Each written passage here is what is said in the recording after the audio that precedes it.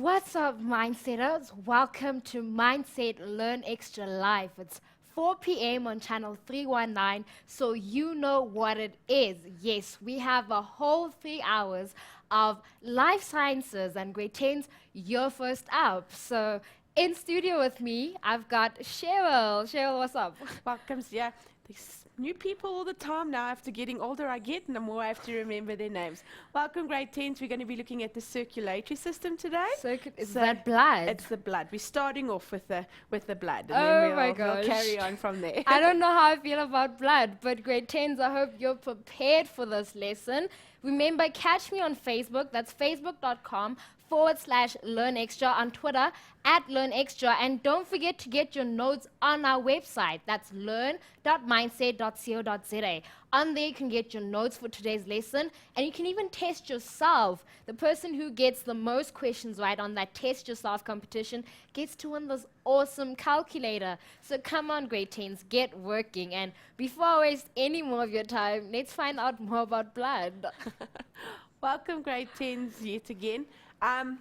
Last week we looked at revision questions for the exams, because by now you should have got all your exams back. You should have done awesomely well, because you watch Mindset and you learn all the time. So well done for those of you who did well, right, and those of you who are still struggling, just keep at it. We're starting now in the circulatory system. If we look at how we've been linking through the year, last term, all right, we ended with the support system in animals, we looked at the support system in plants, we looked at the transport system in plants, remember, osmosis through the roots, how it moves up the xylem, and transpiration through the leaves, and now we're going to look at our own circulatory system. Today we're just going to concentrate more on the circulatory system as a whole, right, and we're going to just review blood quickly, because remember we did blood tissue when we did mammalian tissue. So lots of the things that we learned in the beginning, right, we need to learn them because they apply to the work that we are going to do now. Okay, so first of all, before I forget, I always tend to forget the challenge question. All right, so you're going to have to remind me, Sia, because sometimes I tend to forget. Okay. All right, guys. Okay, challenge question for today is, a mature human blood cell has no nucleus, okay, and a lifespan of 120 days. Based on this information alone, it can be inferred that we can then reason that mature human blood cells, okay, must A, be metabolically inactive, B, have ribosomes to compensate for this, number C, not be able to replicate, number D, contain hemoglobin, and number E, cause blood clots. Okay, so which one of those statements do you think would be the most correct? Let's start today with our circulatory system. Remember, what we are looking at now, all right, when we look at our circulatory system it's the transport system. So what do we need to do? We need to transport, right, things around our body. And our transport system is going to be our blood. Next week, you're going to be looking at the heart, all right, which is the large muscular, all right, organ that is responsible for pumping, right, the blood around the around the body. So we've got this heart. We're going to look at the anatomy of the heart. We are then going to see that for us, we're going to hear what a closed blood circulatory system is. All right, the closed blood circulatory system, which means that our blood needs to be transported in vessels. So we're going to look at the different blood vessels, but for today we're going to just quickly prick on again. Remember, what is the transport system? Blood is the transport system, and we're going to quickly look at the structure of blood as we did, all right, in the beginning of the year when we looked at our mammalian tissues. So it's come back to bite us in the butt again. Okay. When we talk about a circulatory system, multicellular organisms, all right, need to be able to take oxygen in, which we know is gaseous exchange, but that oxygen needs to be able to get to all the different parts of the bodies, the different cells. Okay? Certain organisms are going to have different ways of doing this. We're going to look at the two systems. Two systems you will see, all right, is an open circulatory system and a closed circulatory system. Okay, now if you have to look at the diagram at the bottom here, let me just extend the page here. This over here is of a small little sea creature, okay? Insects also usually have the same as do spiders and those, okay? Kind of creepy, icky creatures. Now what you will notice here, although there is a heart, right? There's a heart. You will notice that around that, blood vessels are the transport carriers of a system. If I go across here to the closed circulatory system, here's my heart, and here is special vessels. Here are special vessels that are going to transport the blood around. Here I don't have that. What I have, and I'll color it in, all right, this whole thing over here, right, is a fluid. If you ever noticed, if you stepped on a chochoki or something, it's yellow, it's not red. Okay, so what we have is this fluid, right, and inside that, the oxygen is going to dissolve. So we're not going to have oxygen moving into a blood vessel, right, being transported, picking up carbon dioxide, all right, and then being transported back again. We're going to have this general fluid, all right, which we call a hemocole. And that hemocole is then filled with water, it's filled with blood, all right, it's filled with all the internal skeleton, so to speak, of the organism. So if we have a look at the organisms which it's characteristic of, you will notice they're mostly my invertebrates. They are smaller. They're much smaller organisms, okay? The bigger organisms, the larger an organism, the more specialized the circulatory has to become. So we would fall under that group, okay? So as I said to you, we need to have this pressure. We need to have this pumping heart, right, that's forcing the blood into the blood vessels. At no stage must blood leave the blood vessels. You'll see when we do the lymphatic system, etc., you'll see how we recycle fluid, but our blood plasma with the cells, okay, stays inside of blood vessels. We have a closed circulatory system, okay? The blood will stay in, it travels, it goes, and it just keeps on circulating around and around. Okay, so open circulatory system, more of our lower organism, our invertebrates, the larger animals, all right, organisms, we want much more pressure because we need to get the oxygen, all right, to far places, and that pumping pressure is much easier to form pressure if we constrict the flow, all right, to the blood vessels. Okay, all right, now, a few terms that we need to look at when we look at, oh, I've got an itchy nose, somebody's going to fight with me. I always get an itchy nose in the studio. It's like a church.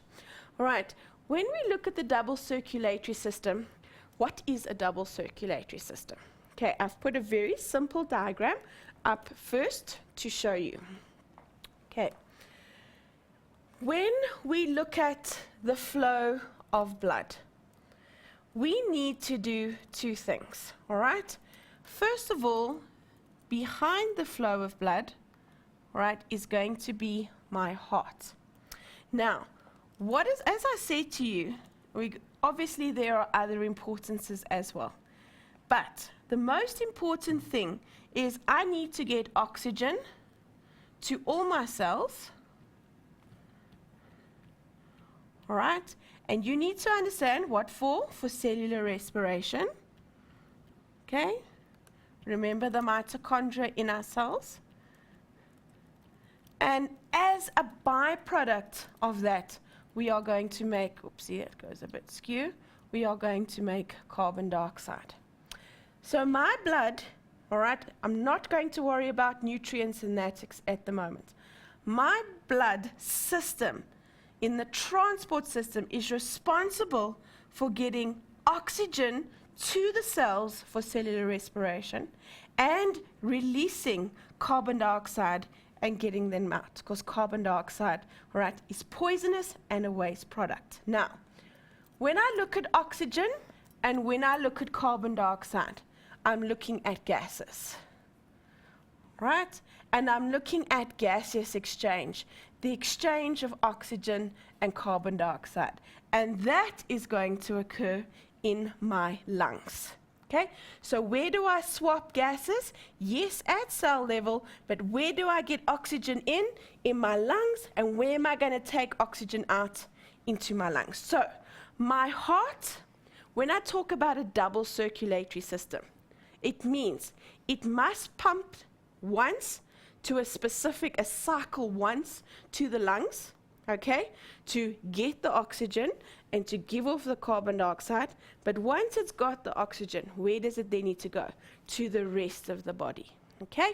So when we talk about a double circulatory system, we're saying the heart needs to pump to the lungs, needs to take carbon dioxide back, and it needs to pick oxygen up, okay? That oxygen now needs to get to the body, so it comes back to the heart. What does the heart do? It takes oxygen to all the cells in the body, and it picks up, right, carbon dioxide. So when the blood is fresh with oxygen, we say that it's oxygenated. When it is full of carbon dioxide, we say that it is deoxygenated blood. Okay, so that's what we mean by a double circulatory system. Let's have a look at it from a more, biological point of view. Okay, if we have a look over here, when we're doing the heart, it's actually very important for yourself, okay, to use blue to show deoxygenated blood, that's with carbon dioxide, and use a red, to show oxygenated.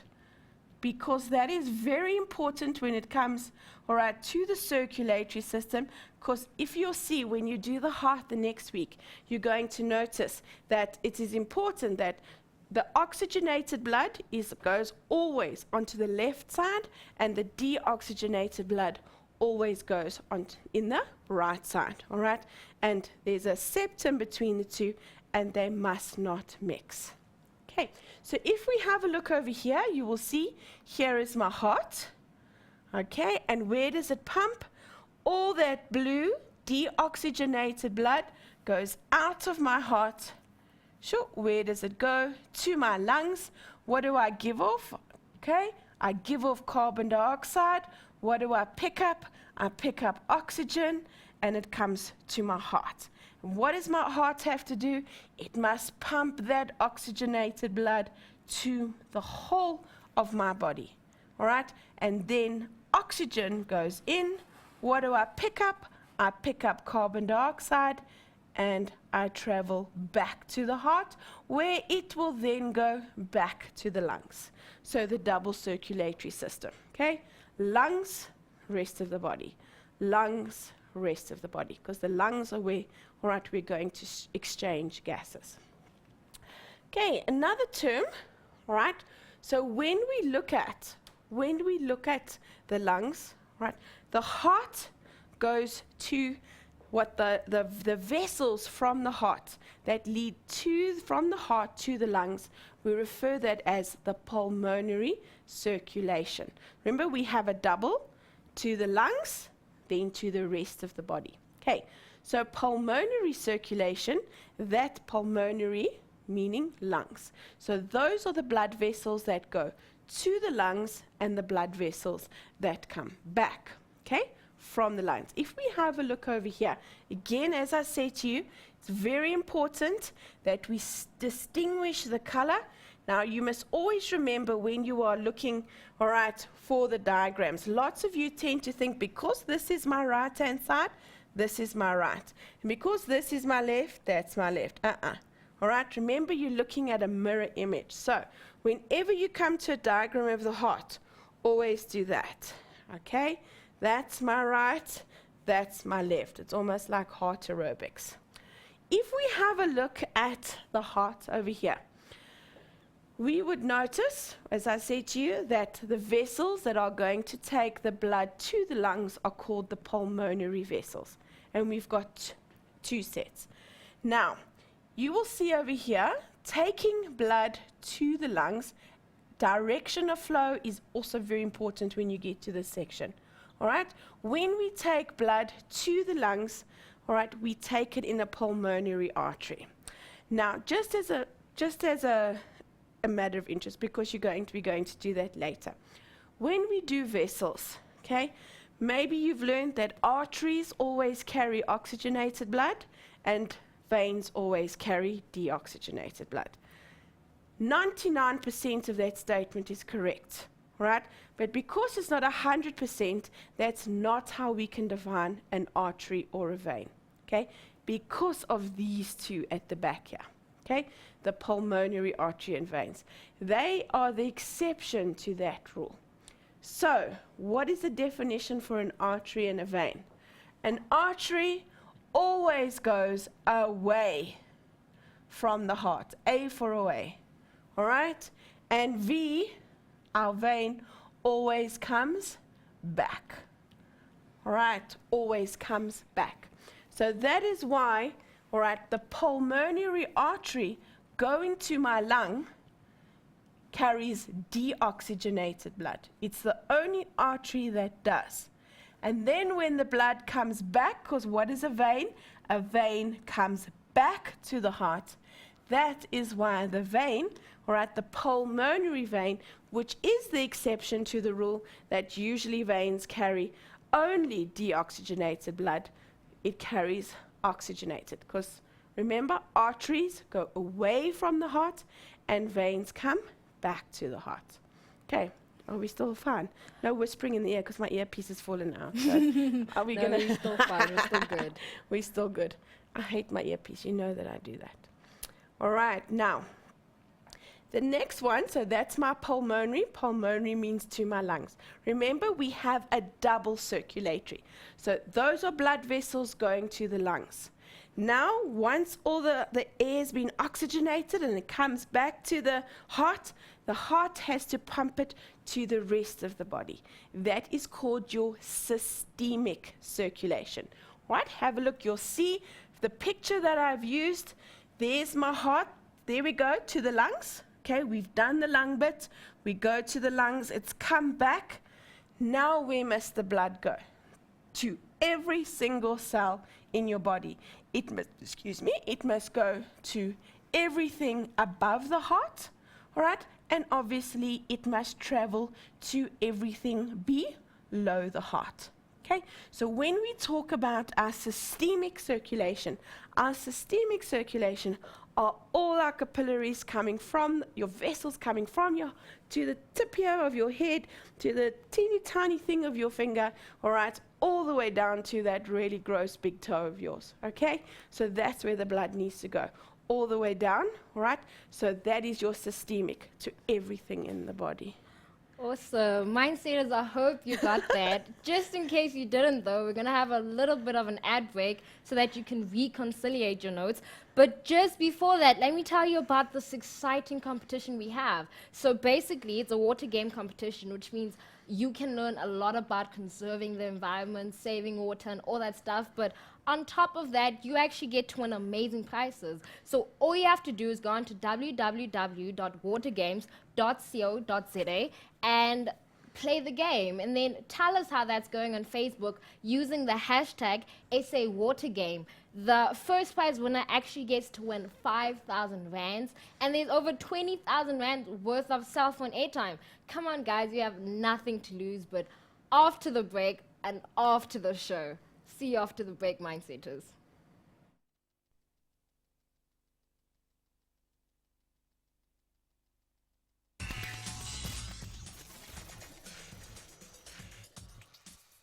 Welcome back, grade 10. So don't forget, keep posting me on Facebook. That's facebook.com/learnextra. I'm so disappointed. Nobody loves me. Nobody's talking to me.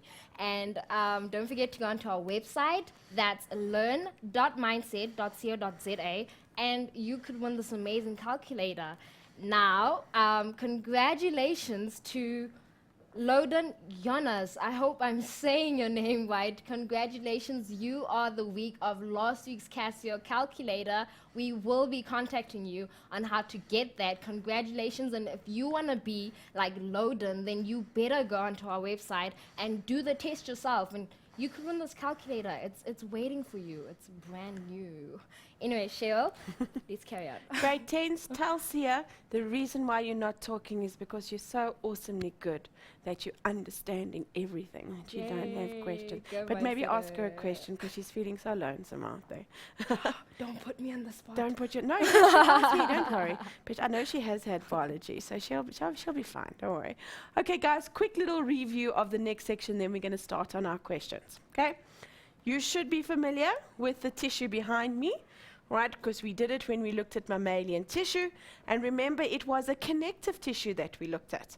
We also looked at cartilage and we looked at bone. And I hope you remembered its structure, right? How it relates to its function. The function of the blood is transport. That means it must be as smooth as possible. So that is why it is liquid. Right, remember when we looked at bone, right, we looked at the matrix, the background of my bone, right, I needed something for strength and to keep it strong, so that's why I made the background like little crystals, I made it solid, I made it hard for support. Here, I want as quick as possible. Now, if you remember, all right, blood comprises of two things. One is the liquid blood plasma. There we go. Blood plasma is the liquid part, all right? That is usually, what are we going to find in there? We know there's water, all right? And it's everything that's going to be in there is all your dissolved substances. Okay, there's going to be carbon dioxide, there's going to be oxygen, there's going to be nutrients from your yummy lunch that you just had and you're waiting now for supper. There's going to be hormones, right? You're going to learn about that. There are lots of things that are going to be in the blood. Minerals. Okay, that all is in the blood plasma. Okay, so we're going to have the liquid part, the plasma part. Then we have our cells, right? And if you can remember, we have three types of cells. We have our red blood cells. Another word for it is our erythrocytes. If you can remember, they are biconcave discs. All right, they are nice and flexible, that they can move nice and easily through our arteries, our blood vessels. We have our soldiers, which are our white blood cells, all right? They are much bigger than the red blood cells. They've got this, they haven't got a specific shape, so we say they're amoeboid. They have a nice large nucleus to them, and they're going to be our defenders. All right, they can gulp things up. Remember, if something's here, phagocytosis, they can eat it all up and they can break it down. And then we got our very small little flat discs, all right, which is our platelets. And it's the one that most of you seen because that's when you hurt yourself. That is what causes, all right, your scab. So we're not going to go into the blood too much because you would have dealt with it when you looked at the mammalian tissue. Okay, so now we're going to start with our questions. Okay, let's start with question number 1. Okay, it says here, figure 1.1 is a drawing made from an electron micrograph of a longitudinal section, of a blood capillary. Okay, so we know that it is a blood vessel. And if we have a look here, all right, what are we going to notice? You should automatically notice that there are two distinct cells in the capillary, okay? Over here, if we look at it, we're going to see a nice, all right, large nucleus. So we are going to then know that that would then be the white blood cell. Some of you are taught a white blood corpuscle, right? Another one is a leukocyte. Remember, leuko means colorless. And here, the more flexible one, all right, as I said, because it needs to file through a capillary, that is going to be my, all right, that is going to be my red blood cell. Again, you might use the word, all right, red blood corpuscle, and as I said, erythrocyte. site. Okay, it is a cell that has no nucleus, right? And that is a good thing, because if we had a nucleus like that, say we had the nucleus, I drill the nucleus over here, the nucleus takes up space, right, that the red blood cell doesn't necessarily want to give it. Why? If I take away, all right, my nucleus, and if we go back to my pen, right, if I take away my nucleus, I can fit a lot more iron pigment in my red blood cell.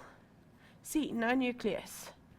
All right, so the more hemoglobin, that iron, remember when you did your biochemistry, that iron pigment, hemoglobin, the more hemoglobin I can fit in, the more oxygen I could pick up. All right, and oxygen is somewhat essential. Also, you'll notice that it doesn't have a nucleus, all right? So, as I said, so it doesn't have a nucleus, and because it doesn't have a nucleus, the red blood cell, right, can't divide by mitosis, so it can't replicate, so it's going to have to renew itself. So the blood cells, they renew themselves where? Yes, in the bone marrow, okay? Remember the bone marrow, that is where they're going to divide by mitosis. Now, number B.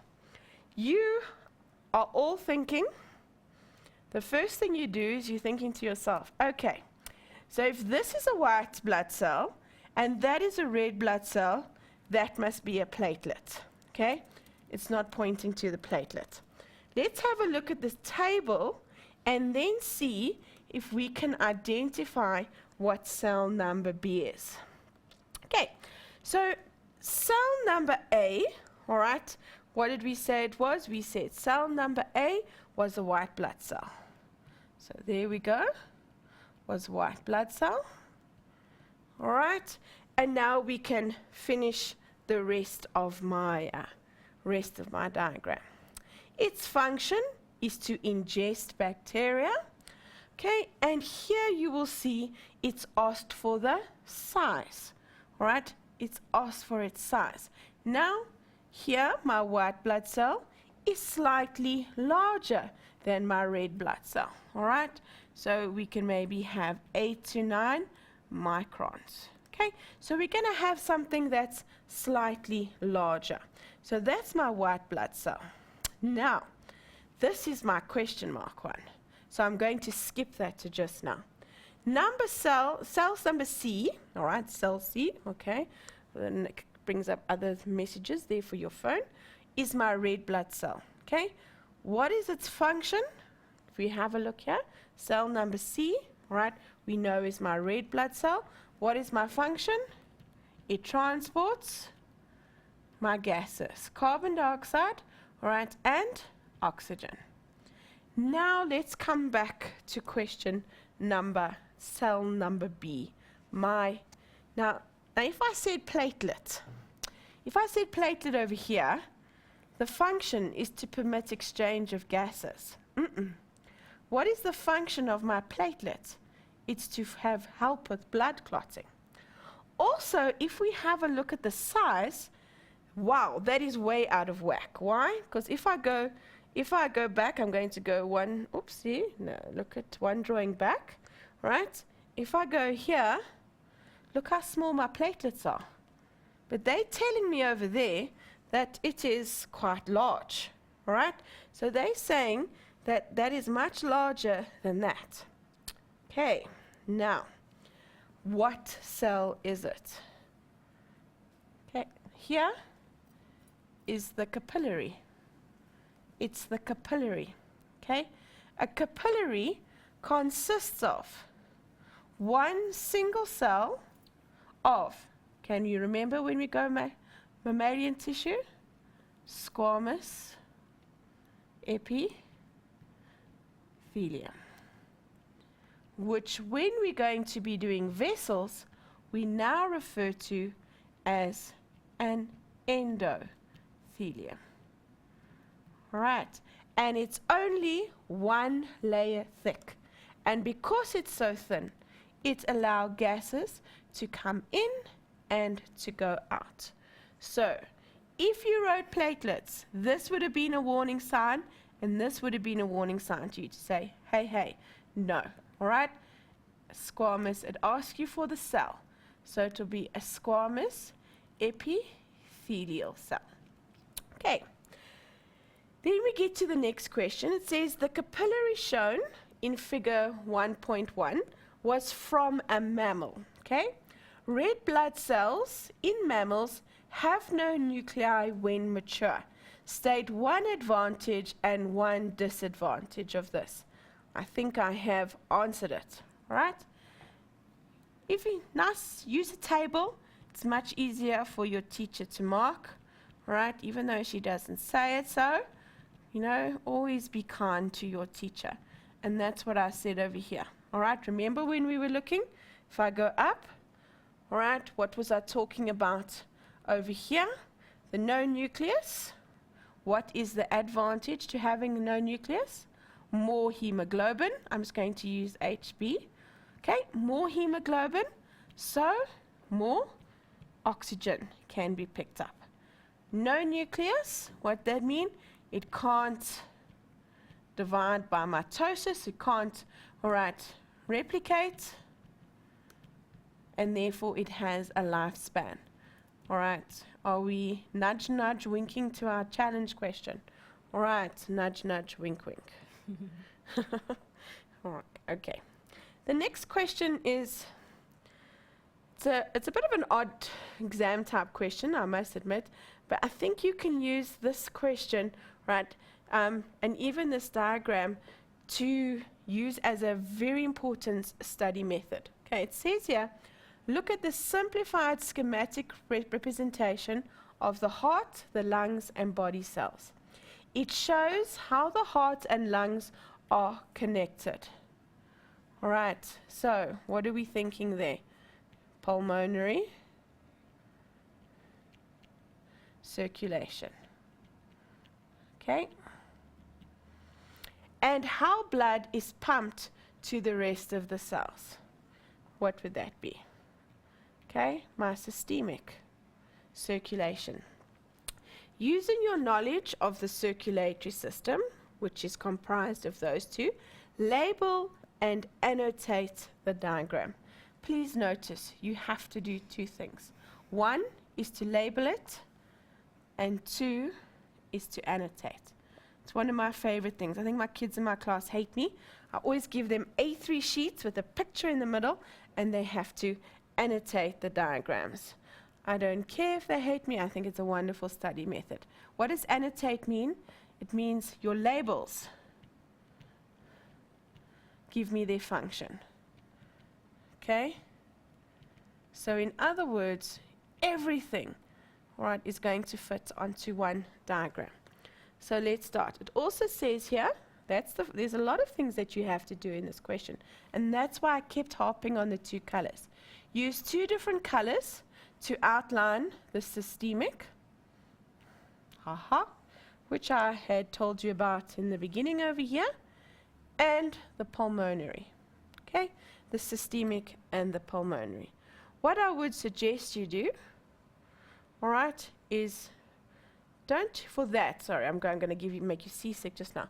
Don't use blue and red for that, because then you might get confused between oxygenated and deoxygenated. We'll use different colors. Okay.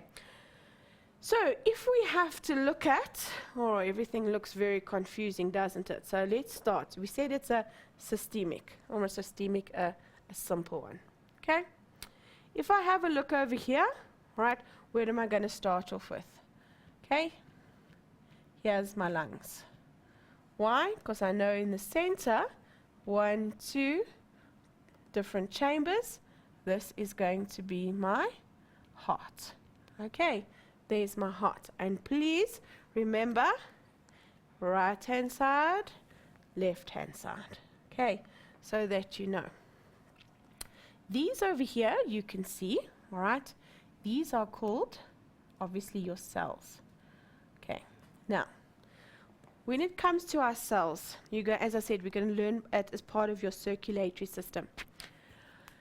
if I cut you up, obviously I'm not going to, but if I cut you up, all right, and I always say to my kiddies, you are not biltong, all right? You are mushy and squishy and full of water, okay? Now, if you can imagine, you've got blood, all right? Now, you've got, most of you, 5 to 6 liters of it. Now it goes from a big vessel up here. Remember I said it has to go to your tiny, the cell at the end of your pinky. And as it does, it's like the highway system here. It goes from big, and then all of a sudden, all of you have been on that highway where there's been an accident. What has happened? All of a sudden, 4 lanes, all of a sudden down to 1 lane. And you get like a traffic jam, okay? And that traffic jam is important because what it does is little cells are going to move, makes the cells move through. But the blood plasma, all right, the blood plasma actually seeps out of your capillaries, okay? And when it seeps out of your capillaries, it bathes your cells, all right? You're going to become, this diagram you're going to become quite familiar with, all right? It bathes your cells, let me say blue, all right, in this fluid, all right? Because remember, it's very important, water, very important in your body. All reactions occur, everything dissolves, all right? And that is called tissue fluid.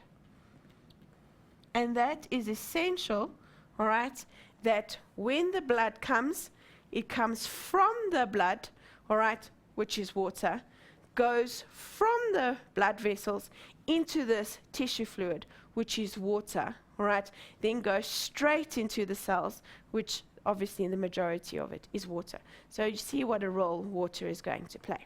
Okay, so we've got cells, we have got heart, we have got lungs. Okay, so now we start. Remember I said now we've labeled it. Now by now you probably thought, oh, okay, now I'm finished. No, we're not finished. Okay, first of all, lungs. What do we know about the lungs? Let me change the color. Okay, what do we know about the lungs? Gaseous exchange occurs here. Okay, so here oxygen gets picked up, right, and carbon dioxide gets dropped off. That's my annotation. I'm telling you, all right, that is the function of my lungs. Okay, now I've got my heart. What is the function of my heart? It has to pump blood, all right, to the whole body. And that whole body would obviously include cells.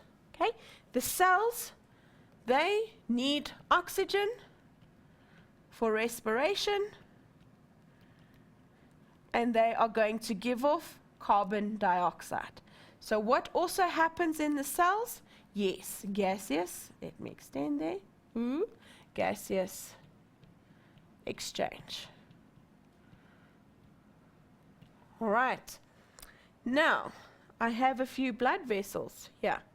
Remember I said to you, certain blood vessels go to the heart. So this is going away.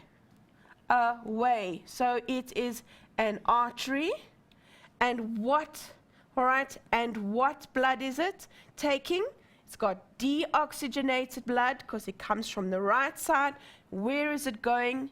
To the lungs. So it's my pulmonary artery. And to be specific, it would then obviously be the one on your right. What does it do? Carries deoxygenated blood to the lungs. So you would then label its partner on the other side. What's it doing? It's coming back to the heart from the lungs. So lungs, pulmonary, artery, sorry. Then what? Carries oxygenated blood, right, to the heart. There we go. Okay, so we've made an annotated diagram. Now all that we have to do is color in which is my systemic and which is my pulmonary. I'm going to choose yellow for systemic. All right, so systemic is from the heart to the rest of the body. From the heart to the rest of the body. From the body to the heart.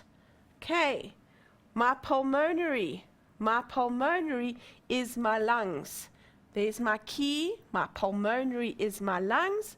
I use a different color. I can color that in green because where's it going? It's going to my lungs.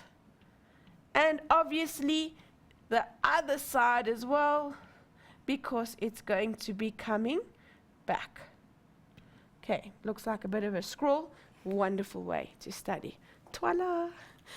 Great. Mindsetter, do you know the answer to the challenge question yet? Because even I think I do. So please keep posting those answers to those questions. And I don't know if you can notice how excited I'm getting now. Mindsetters love me. Somebody's talking to me. So I'm going to spend this ad break just discussing with Cheryl what those answers are, because I can't even answer them. But in the meantime, don't forget, if you have any other questions that we can't address on this show, we have Help Desk here for you. You can download our app. I'll post those links.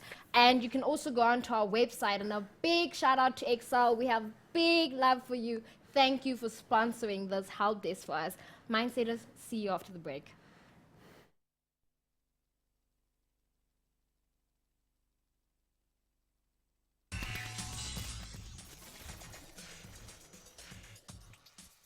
Great news, Mindsetter. I did pass on your questions, and I've been told not to worry. Most of it will be addressed in the next segment of the work, so you can also sit back and relax. But don't forget, should you have more questions, post them to our help desk, and we'll be more than glad to help you out there. And before wasting any more time, I'm just getting so excited, getting so carried away with this. So let's get right back into it.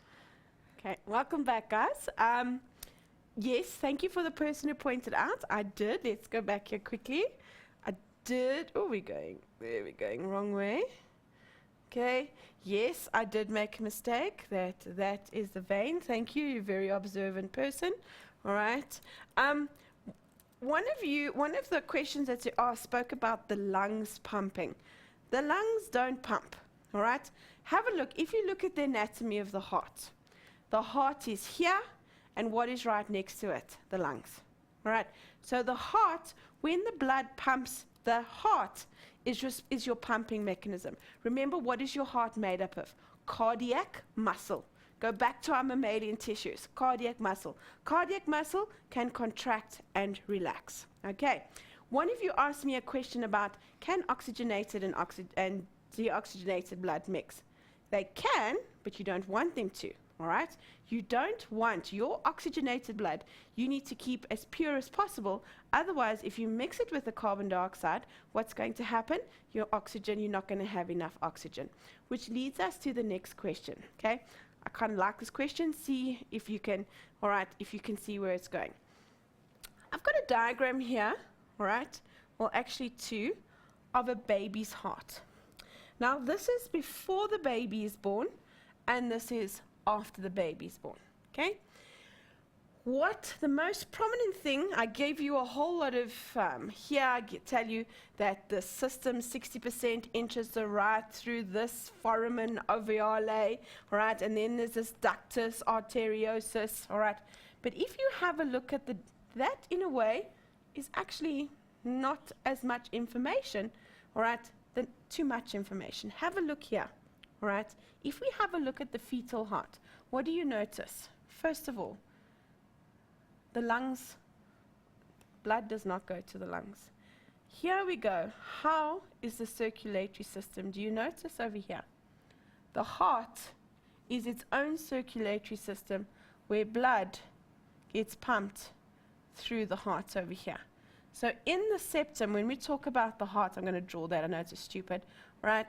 The right and the heart, left side of the heart, are divided by a septum, okay, which keeps everything on the right and everything on the left.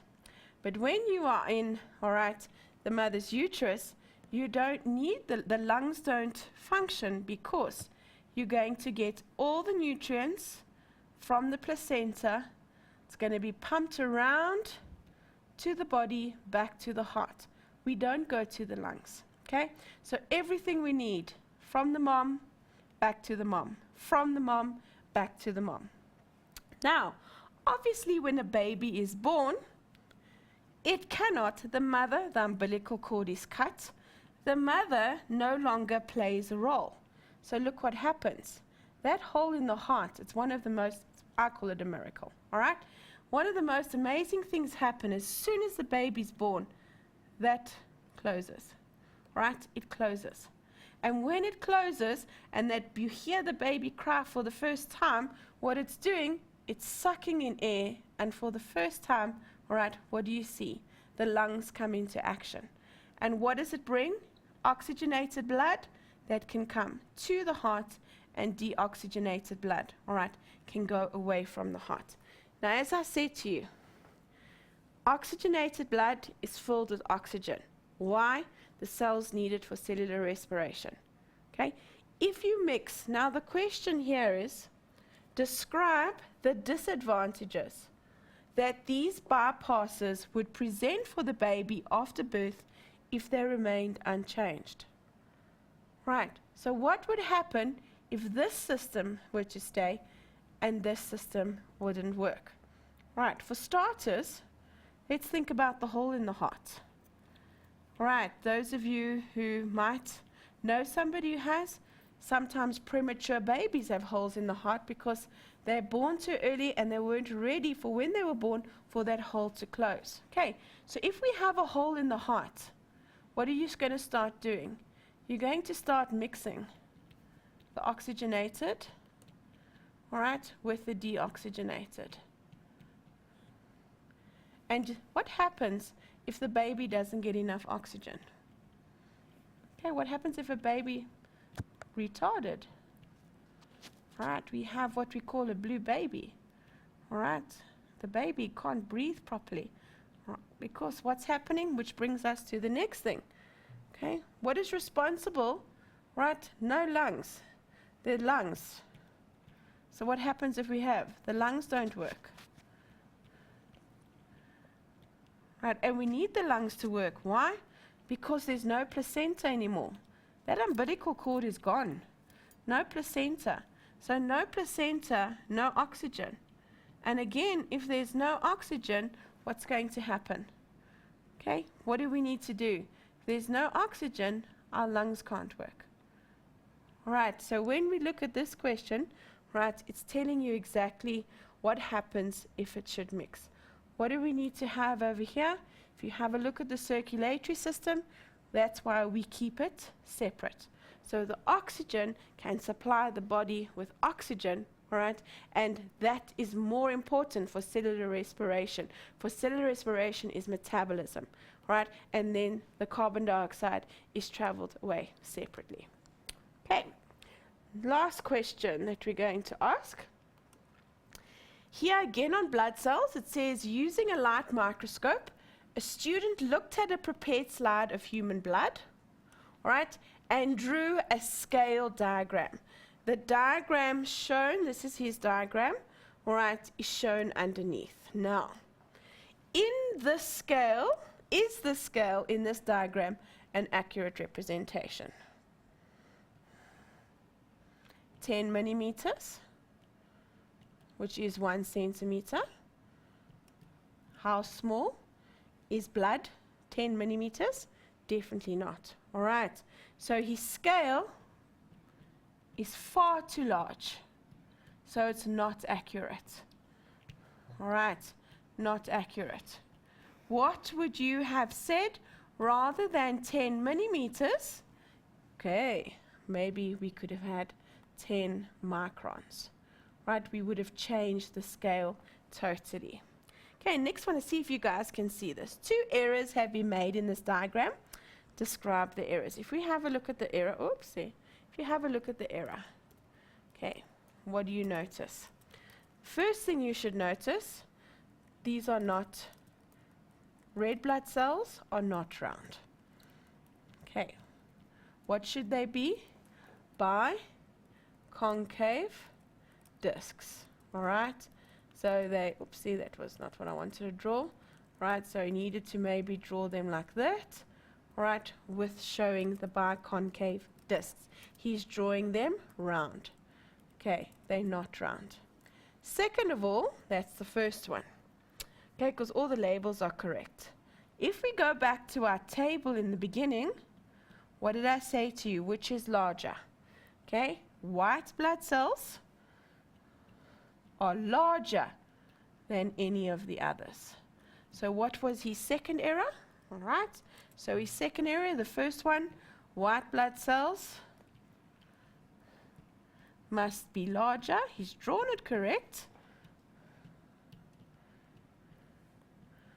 All right. And our red blood cells, not spherical, right, but biconcave discs.